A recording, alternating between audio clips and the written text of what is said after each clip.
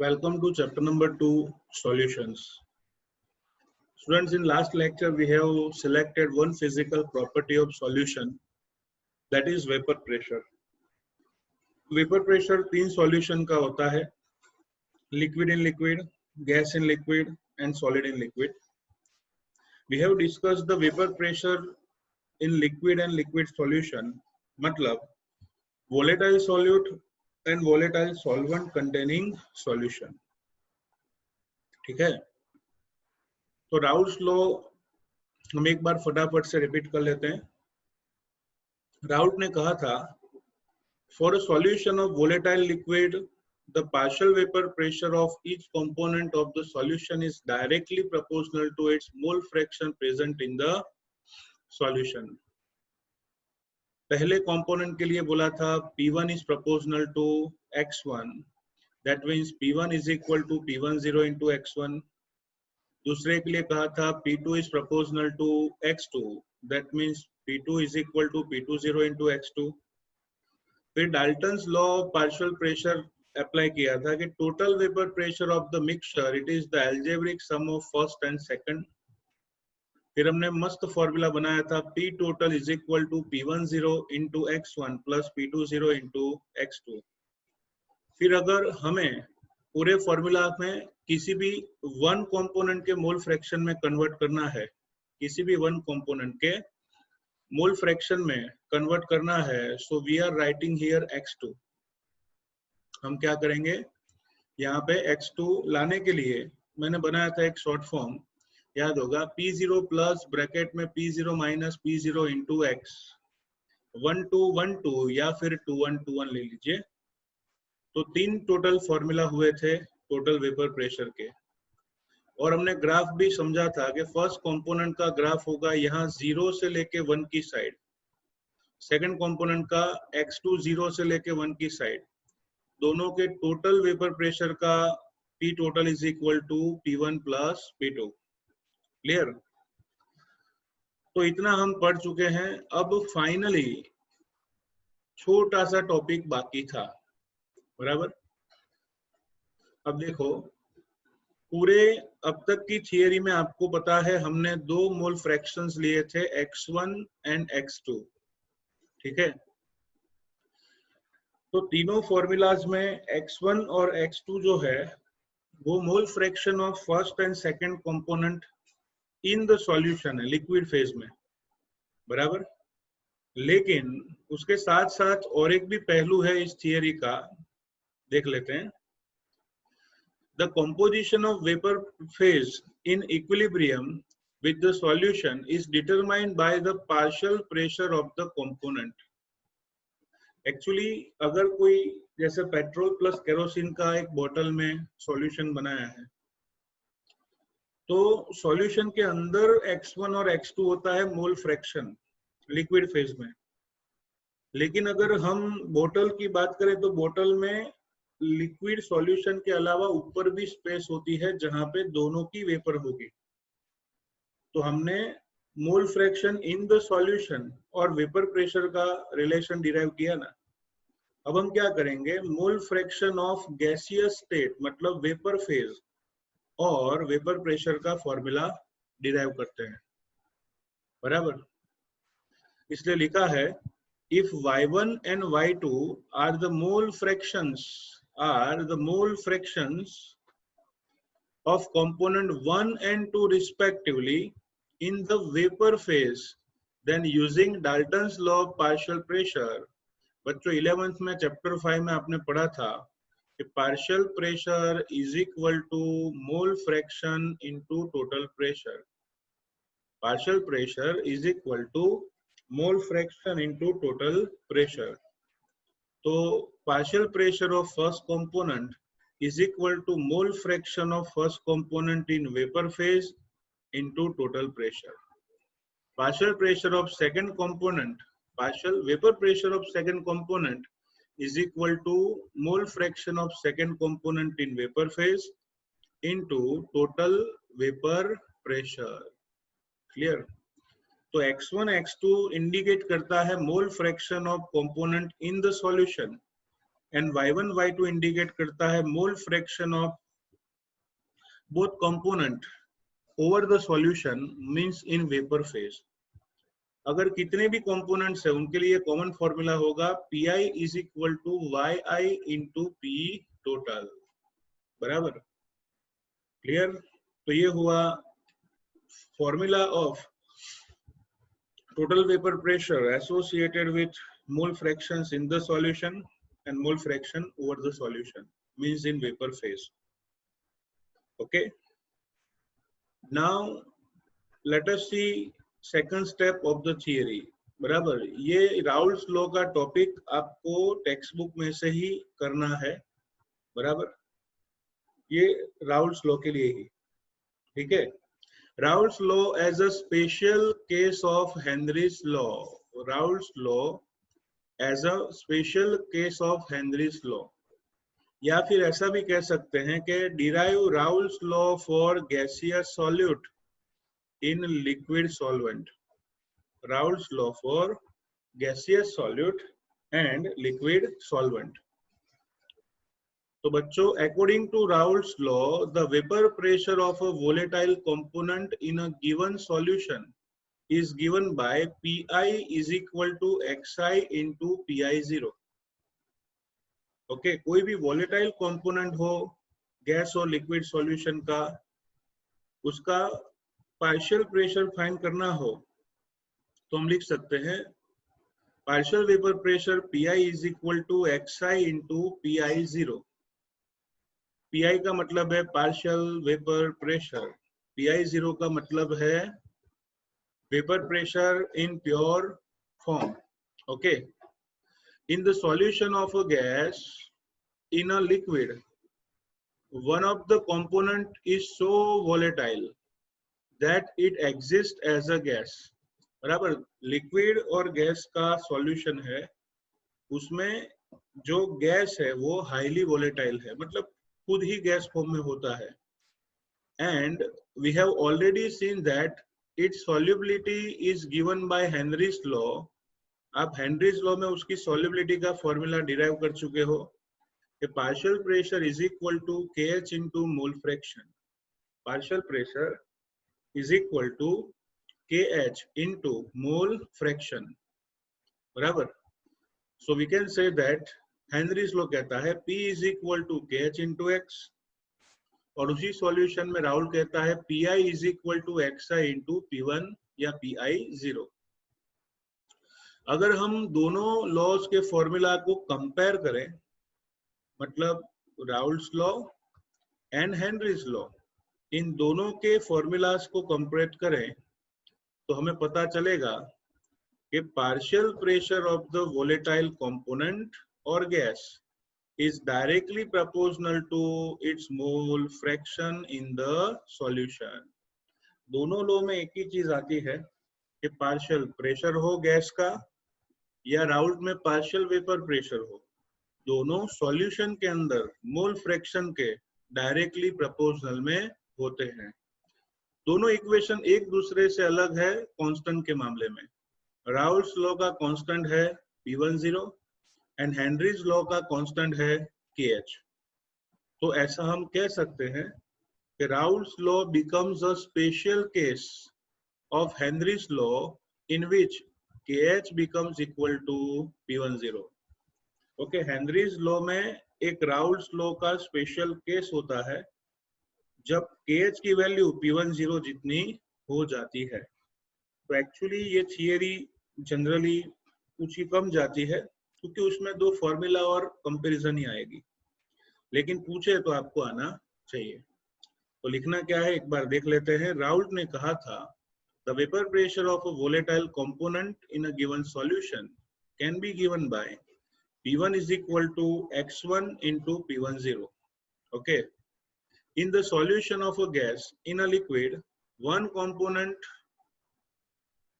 is so volatile that is exist as a gas, and we have already seen in solubility case of Henry's law P is equal to KH into X। फिर compare करो तो पता चलेगा दोनों में same चीज है कि प्रेशर मोल फ्रैक्शन के डायरेक्टली प्रोपोर्शनल में है। और लास्ट में लिख लो कि एक स्पेसिफिक केस है हेनरीज लॉ का, जिसमें Raoult's law becomes Henry's law because kh value becomes equal to P10। दोनों इक्वेशन को कंपेयर करो तो xi और kh दोनों की वैल्यू, सॉरी P10 और kh दोनों की वैल्यू कैसी हो जाती है, same. So this is called Raoult's law as a specific case of Henry's law. Okay. Now, our next question is, explain vapor pressure of the solutions of solid in liquids. Vapor pressure of the solutions of solid in liquid. So students, पहले हम उसके examples लेते हैं। Vapour pressure of solid solute in liquid solvent भी कह सकते हैं, या vapour pressure of non volatile solute in volatile solvent. Okay, non volatile मतलब solid solute, in volatile solvent मतलब लिक्विड सॉल्वेंट। तो vapour pressure of solutions of solid in liquids, पहले उसके एग्जांपल देते हैं। पोलर डिसॉल्व्स पोलर, अगर हम इसको कंसीडर करें तो सॉलिड इन लिक्विड सॉल्यूशन के एग्जांपल आएंगे sodium chloride, glucose, urea, cane sugar in water. बराबर, यूरिया, शुगर मतलब cane sugar, glucose, NaCl, these all are polar molecules. They can be easily dissolvable in water. फिर non polar की बात करें तो iodine and sulphur dissolved in carbon disulphide. I2 and S8 carbon disulphide में dissolve होते हैं। It is example of non polar dissolves non polar. Example of non polar dissolves non polar. Carbon disulphide organic solvent है और उसमें I2 और S8 जैसे component dissolve होते हैं। ओके, तो हम ऐसे solid in liquid type of solution की, solid in liquid type of solution की सॉल्युबिलिटी के बारे में आगे पढ़ेंगे। ओके, तो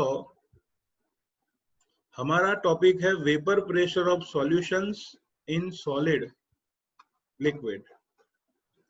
तो पहले मैं आपको एक एक्सपेरिमेंटल रिजल्ट एक्सप्रेस करूंगा, फिर हम राउल्ट्स लॉ पे जाएंगे। एक एक्सपेरिमेंट करते हैं। डिफाइनाइट टेम्परेचर पे दो क्लोज्ड वेसल लेना है। डिफाइनाइट टेम्परेचर पे दो क्लोज्ड वेसल लेंगे हम। फर्स्ट वेसल, उसमें मैं प्योर सॉल्वेंट ले रहा हूं, एंड सेकंड वेसल, उसमें 1 mole solvent and 1 mole solute dissolve करके सॉल्यूशन बनाया है। बराबर, फर्स्ट वेसल में 1 मोल ऑफ प्योर सॉल्वेंट लेंगे, सेकंड वेसल में 1 mole solute and 1 mole solvent लेके सॉल्यूशन बनाते हैं। तो इन दोनों में क्या होगा, पहले तो इक्विलिब्रियम। जैसे ही आप क्लोज वेसल में प्योर सॉल्वेंट को लोगे तो उसमें दो प्रोसेस एक साथ होती है। पहली प्रोसेस जिसमें लिक्विड सॉल्वेंट वेपराइज होके वेपर में कन्वर्ट होगा, और दूसरी प्रोसेस वो वेपर एक दूसरे से या सरफेस ऑफ लिक्विड पे कोलाइड होके लिक्विफेक्शन होगा। तो जैसे ही आप डिफाइनाइट टेम्परेचर पे कोई भी वेसल, उसमें कोई लिक्विड लेते हो तो दो प्रोसेस होगी। First is vaporisation and second is liquefaction. दोनों प्रोसेस होगी ना। एक टाइम आएगा कि जबकि दोनों प्रोसेस का रेट सेम हो गया, उस टाइम पे quantity of vapour over the surface of liquid remains constant. एक टाइम ऐसा आएगा जिस टाइम पे लिक्विड टू वेपर और वेपर टू लिक्विड में कन्वर्जन करने वाले मोलिक्यूल सेम हो जाएंगे। मोलिक्यूल कैसे हो जाएंगे, सेम। तो quantity of vapour remains constant. Vapour की क्वांटिटी कैसी हो जाएगी बच्चों, कांस्टेंट। तो वेपर की क्वांटिटी कांस्टेंट हो गई तो वेपर प्रेशर मिल जाएगा। तो measure the vapour pressure of pure solvent measure the vapor pressure of pure solvent which is known as P10. Pure solvent के वेपर प्रेशर को P10 कहते हैं. Okay, it is known as P10. फिर solution का vapour pressure find करो तो आपको मिलेगा P1. क्या मिलेगा? P1. तो कैलकुलेट करोगे तो पता चलेगा P10 is always more than P1. P10 is always more than P1. तो अगर सॉल्वेंट में सॉल्यूट डिसॉल्व करके अगर आप सॉल्यूशन बनाते हो तो vapour pressure of solvent is always higher than the vapour pressure of solution. Solvent का वेपर प्रेशर सॉल्यूशन से ऑलवेज हायर होता है. क्यों? उसका रीजन आपको डायग्राम में दिख रहा है. देखो, सॉल्वेंट के वेसल में आपने देखा सरफेस पर सिर्फ और सिर्फ सॉल्वेंट के मॉलिक्यूल है. The total surface is covered by molecules of solvent only. तो उसमें वेपराइजेशन का रेट ज्यादा होगा और उसी वजह से वेपर प्रेशर ज्यादा. लेकिन अगर आप इसी सॉल्वेंट में सॉल्यूट ऐड करोगे तो some fraction of the surface is covered by solute. Some fraction of the surface is covered by solute. तो इस सरफेस का कोई फ्रैक्शन सॉल्यूट से कवर हो जाएगा. बराबर, आप देख सकते हो डायग्राम में ग्रीन कलर के मोलेक्यूल्स जो है वो सॉल्यूट के हैं. तो सॉल्यूट मोलेक्यूल सरफेस का कुछ फ्रैक्शन कवर कर लेंगे एंड दैट्स व्हाई सरफेस उसमें सॉल्वेंट का फ्रैक्शन कम हो जाएगा. तो फॉरवर्ड डायरेक्शन मतलब वेपराइजेशन का रेट क्या होगा? Decrease. Rate of vaporisation decrease होगा, क्वांटिटी ऑफ वेपर भी डिक्रीज होगा. क्वांटिटी वेपर की डिक्रीज हुई तो वेपर प्रेशर भी क्या होगा? डिक्रीज. तो आप शांति से ये पैराग्राफ लर्न कीजिएगा. इतना ही बोला है, the fraction of solvent molecule on the surface of liquid decreases. Okay, and that's why we can say that the vapour pressure decreases. Vapour pressure क्या होने वाला है? डिक्रीज. ओके, तो ये बात हुई vapor pressure of pure solvent is always higher than that of solution. इतना ही नहीं, और एक इम्पोर्टेंट टर्म है, टॉपिक है जो हम आगे भी पढ़ने वाले हैं, जो यहाँ पे आपको दिया है, ध्यान में रखना है. वेपर प्रेशर का decreasement does not depend upon quality or nature of the solute. The decrease in vapor pressure does not depend on quality of solute. Urea है, ग्लूकोज है या फिर सुक्रोज है, ओके, उस पर डिपेंड नहीं करेगा. The decrease in vapour pressure do not depend on the quality of और nature of solute. It only depends on quantity of solute. वो कितनी क्वांटिटी है उस पर डिपेंड है. इसलिए लिखा है कि decrease in vapour pressure of water by adding 1 mole sucrose to 1 kg water is nearly similar to that of 1 mole urea to same quantity of water. मतलब 1 kg वाटर में अगर आप 1 मोल ग्लूकोज डिसॉल्व करोगे, 1 मोल शुगर ऐड करोगे और तीसरे में 1 मोल urea add करोगे, तीनों में 1 मोल क्वांटिटी सेम है, क्वालिटी डिफरेंट है लेकिन क्वांटिटी सेम है. तो सभी का vapour pressure decreasement almost same आता है. क्लियर? तो इसकी चर्चा हम डिटेल में आगे करने वाले हैं नेक्स्ट लेक्चर में. लेकिन हाल में याद रखो कि this vapour pressure quantity doesn't depend on quality, it is only depending on number of particles और क्वांटिटी ऑफ सॉल्यूट. ठीक है, तो अभी हम आगे बढ़ेंगे बच्चों एक्सपेरिमेंट के बाद. Raoult's law for non volatile solute in volatile solvent, मतलब Raoult's law for solid solute in liquid solvent. So students, let us see Raoult's law. Okay, Raoult's law in its general form can be stated as, Raoult ने जो law दिया था तीनों में same था, वही लिख रहे हैं हम. For any solution For any solution, the partial vapor pressure of each volatile component, the partial vapor pressure of each volatile component is directly proportional to the mole fraction of it. For any solution, the partial vapor pressure of each volatile component is directly proportional to mole fraction of it in the solution. मतलब solution में कितने भी components हो, लेकिन ये law सिर्फ volatile component के लिए है. In any solution, the partial vapor pressure of each volatile component in the solution is directly proportional to its mole fraction. Its mole fraction. ठीक है, तो इसे राउल्स लॉ कहा जाता है. ओके, हम सोचते हैं सपोज हमने बाइनरी सॉल्यूशन बनाया है. Let us denote the solvent by 1 and solute by 2. बराबर, सॉल्वेंट को 1 और सॉल्यूट को 2 बोलते हैं. हमने सॉलिड सॉल्यूट को मतलब नॉन वोलेटाइल सॉल्यूट को वोलेटाइल सॉल्वेंट में डिसोल्व किया है. आपको पता है ना, दो कंपोनेंट है, पहला है सॉल्वेंट और दूसरा है सॉल्यूट. अब आपको पता है सॉल्यूट सॉलिड है तो उसकी वेपर होगी नहीं. अगर इसकी वेपर नहीं होगी तो वेपर प्रेशर होगा नहीं. तो पूरे सॉल्यूशन का वेपर प्रेशर सिर्फ किस पर डिपेंड होगा? सॉल्वेंट पर.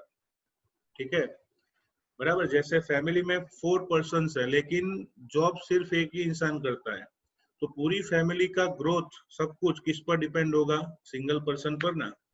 वैसे सॉल्यूशन आपने सॉलिड और लिक्विड का बनाया, लेकिन सॉलिड सॉल्यूट कभी भी वोलेटाइल नहीं है, तो पूरे सॉल्यूशन का वेपर प्रेशर सिर्फ किस पर डिपेंड होगा? सॉल्वेंट पर.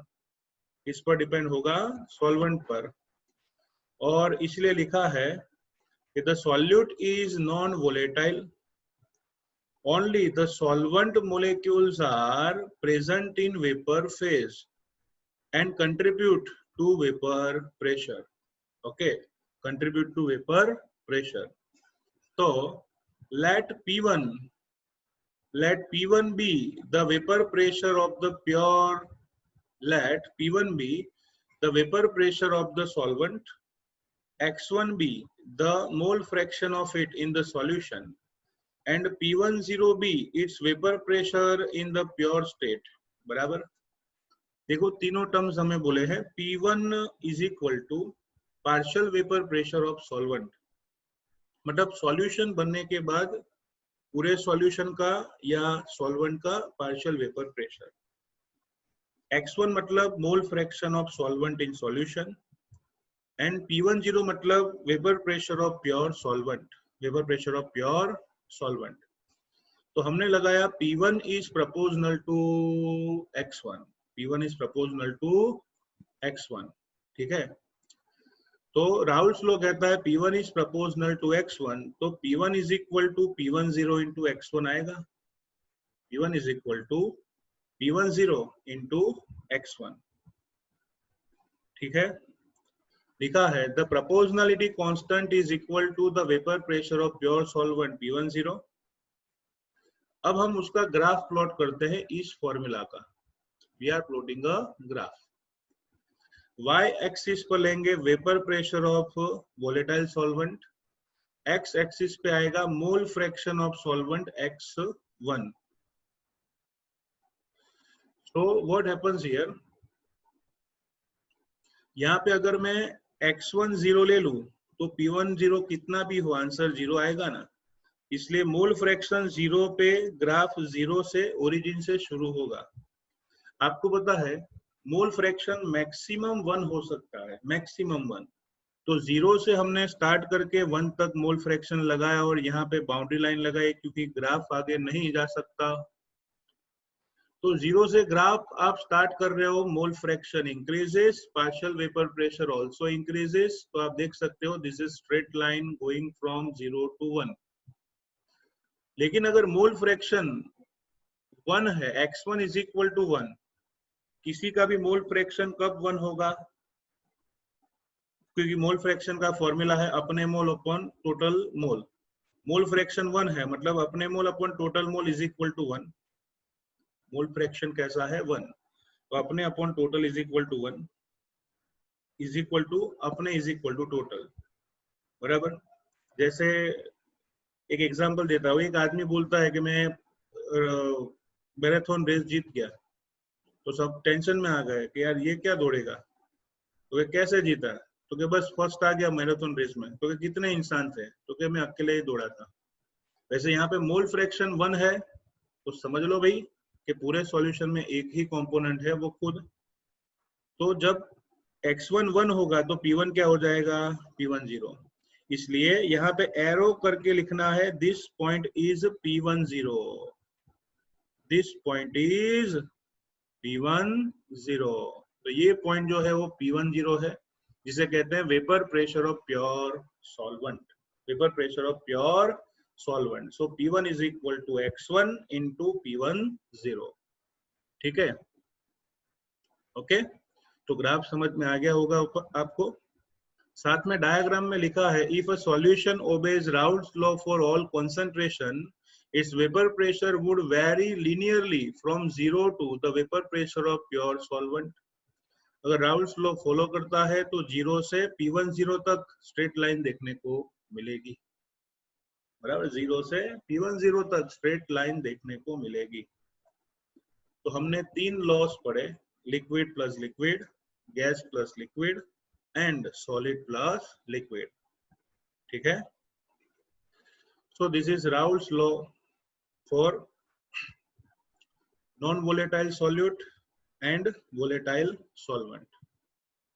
अगर आपको राउल्स लॉ पूछा जाए तो सिर्फ इतना नहीं लिखना है, इसकी आगे वाली थियरी जो है, आगे वाली थियरी वो हमें 2 पेज पीछे दी है। तो थियरी अभी कंटिन्यू है। अगर 3 मार्क्स में क्वेश्चन है, if question is about 2 marks तो यहाँ पे अटक जाओ, लेकिन 3 मार्क्स में क्वेश्चन पूछा है तो यहीं से, इसी फॉर्मूला से हमें आगे बढ़ना है। कैसे, लेट अस सी। देखो, यहां से स्टार्ट करना है। ये राउल्स लॉ कंटिन्यू हो रहा है, उसका मैथमेटिकल फॉर्म हम चेंज करते रहेंगे। तो Raoult's law for non volatile solute in volatile solvent, उसमें आएगा बच्चों P1 is equal to P10 into x1, P1 is equal to P10 into x1। Okay, आपको वो थियरी याद करा दूं, प्योर सॉल्वेंट उसका वेपर प्रेशर क्या था, P10, और सॉल्यूशन उसका वेपर प्रेशर क्या था, उसका वेपर प्रेशर था बच्चों P1। तो आपने क्या कहा कि when we are making solution so vapour pressure decreases. अगर आप सॉल्वेंट में सॉल्यूट ऐड करके सॉल्यूशन बनाओगे तो वेपर प्रेशर क्या होगा, डिक्रीज। तो याद रखो, चांच वाळो नानो पांख्या वाळो मोटो, चांच वाळो नानो पांख्या वाळो मोटो, मतलब सॉल्यूशन का वेपर प्रेशर ऑलवेज सॉल्वेंट से कम होता है। सोच लीजिए, सॉल्वेंट का वेपर प्रेशर 50 है, सॉल्वेंट का, सॉल्यूशन बनाने के बाद उसका वेपर प्रेशर 40 हो गया, तो कितना डिक्रीजमेंट होगा, 10 का, मतलब 50 माइनस 40। तो ऐसे सोचिए, सपोज सॉल्वेंट का वेपर प्रेशर P10 है और सॉल्यूशन का P1, so what should be the decreasement, उसको लिखते हैं डेल्टा P10। तो वेपर प्रेशर में हुआ डिक्रीजमेंट क्या होगा, डेल्टा P10। देखो आप, delta P1 is equal to P10 minus P1। Delta P1 का फॉर्मूला क्या होगा, P10 माइनस P1। ठीक है, समझ में आया कि नहीं, फिर से समझाता हूँ। सॉल्वेंट का वेपर प्रेशर क्या कहा आपने, P10, कुछ ऐड करके सॉल्यूशन बनाया तो वेपर प्रेशर डिक्रीज हुआ P1। तो व्हाट इज द डिफरेंस, कितना डिक्रीज हुआ, P10 था P1 हो गया। तो फाइनली हम लिख सकते हैं delta P1 is equal to P10 minus P1। चलो, आपको P10 तो पता है, that is vapour pressure of pure solvent. अब ऊपर देखो, सॉल्यूशन के वेपर प्रेशर का फॉर्मूला है P1 is equal to x1 into P10। तो I am taking the value of P1 in this formula P10 minus P10 into x1। Clear? अब एक काम करते हैं, इसमें से P10 कॉमन निकालेंगे। P10 कॉमन निकाला तो बचेगा क्या? 1 माइनस x1। क्या निकाला? 1 minus x1। So delta P1 is equal to P10 into 1 minus x1। Delta P1 is equal to P10 1 minus x1। अच्छा फॉर्मूला आ गया ना? ओके। तो और एक चीज आपको मैं बता दूं, पहले हमने बाइनरी सॉल्यूशन बनाया था। बाइनरी सॉल्यूशन बनाओगे तो आपको एक चीज पता है कि दोनों के मोल फ्रैक्शन का टोटल 1 होता है। So we can say that x1 plus x1 plus x2 is equal to 1। x1 और x2 का टोटल क्या होता है? 1। तो अगर मैं 1 माइनस x2 को रिप्लेस करना चाहूं, 1 माइनस x1 को रिप्लेस करना चाहूं तो उसकी वैल्यू क्या हो जाएगी? x2। तो आप देख सकते हो हमने क्या किया है, 1 माइनस x1 क्या बना दिया? x2। तो delta P1 is equal to x2 into P10। चलो एक काम करें, ये P10 को मैं सामने नीचे ले जाता हूं, तो डेल्टा P1 अपॉन P10 क्या होगा? Delta P1 upon P10 is equal to, what is the value of delta P1? P10 minus P1 upon P10 is equal to बचेगा क्या? Mole fraction x2। इसे राउल्ट्स लॉ कहा जाता है। What is Raoult's law? Delta P1 upon P10 is equal to x2। फिर से एक बार, delta P1 upon P10 is equal to x2। तो मैं फिर से आपको ये टॉपिक समझाना चाहूंगा, एकदम सिंपल है, मैथ्स ही है और कुछ नहीं है। हमने आगे डिराइव किया था P1 is equal to P10 into x1। Decrement जो है उसे बोलते हैं डेल्टा P1, बराबर, जिसकी वैल्यू होती है P10 माइनस P1। P1 की वैल्यू हम ऊपर से इधर ऐड कर दें और P10 कॉमन निकालें तो बचेगा क्या? 1 माइनस x1। अब 1 माइनस x1 जो है बाइनरी सॉल्यूशन में दूसरे का मोल फ्रैक्शन होता है x2। तो बस हमें x2 को सब्जेक्ट ऑफ फॉर्मूला बनाना है। तो what would be the Raoult's law? Raoult's law होगा बच्चों, delta P1 upon P10 is equal to P10 minus P1 upon P10 is equal to x2। ठीक है? तो बच्चों राउल्ट्स लॉ को हम ऐसे लिख सकते हैं, राउल्ट्स लॉ को क्या कहेंगे?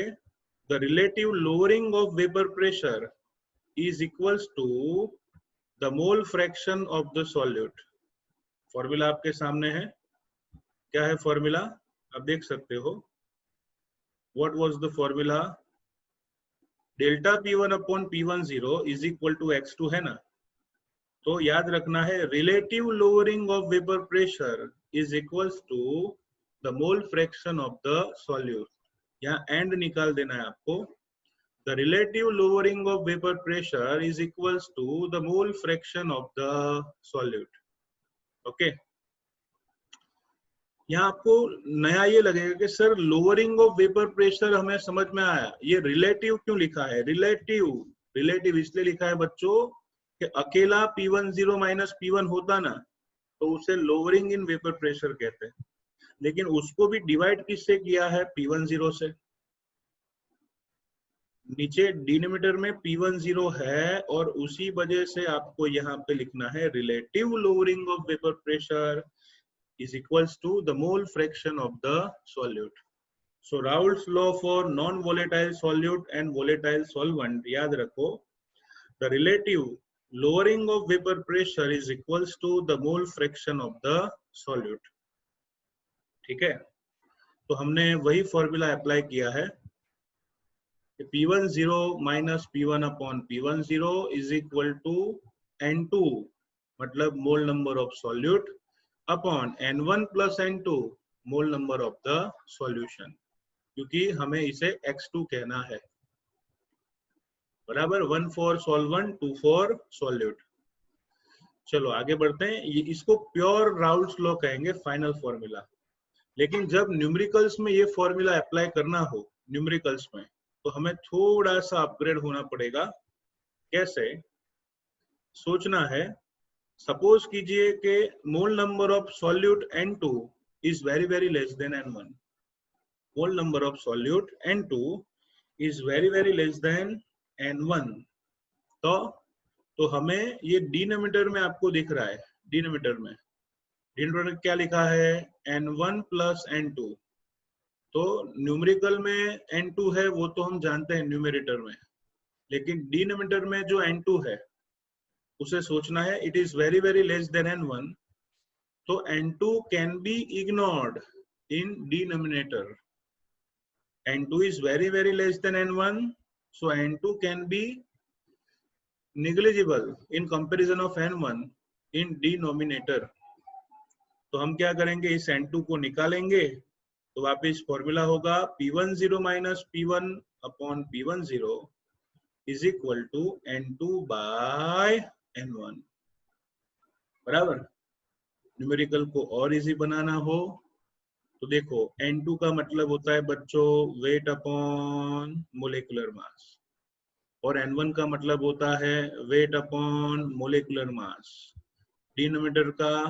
डिनोमिनेटर क्या होगा, न्यूमरेटर। तो W1 बाय M1, M1 ऊपर जाएगा, हो जाएगा M1 बाय W1। क्लियर।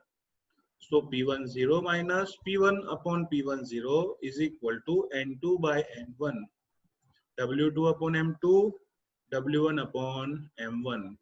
तो ये बात हुई बच्चों relative lowering of vapour pressure की। क्लियर। तो राउल्ट्स लॉ अगर 3 मार्क्स में पूछते हैं तो यहां तक आपको लिखना है। ओके, इन टर्म्स को भी नीचे एक्सप्लेन करना है। So this is Raoult's law. बराबर। अगर आपको अलग से पूछे सॉलिड और लिक्विड का राउल्ट्स लॉ एक्सप्लेन कीजिए, तो आपको लिखना है when non volatile solute is dissolved in volatile solvent. Direct यहां से स्टार्ट कीजिए, फिर the relative lowering of vapor pressure is equals to the mole fraction of the solute।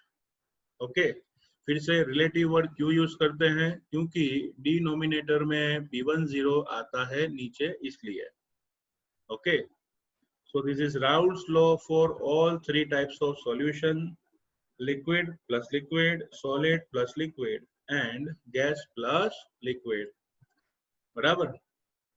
Clear. Okay, thank you guys.